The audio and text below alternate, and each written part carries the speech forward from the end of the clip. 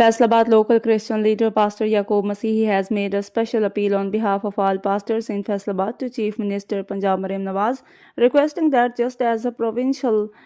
government has held meeting with the scholars of various Islamic schools of thought, a similar meeting should also be arranged with a representative delegation of Christian pastors. In his statement, Pastor Yaqub Masihi said that there are several important social and religious issues faced by the pastor community that need to be presented directly before the Chief Minister so that effective solution can be found. He added that the Chief Minister of Punjab is actively serving the public across various sectors and her initiatives under the Khidmat Ghar Ghar program are commendable.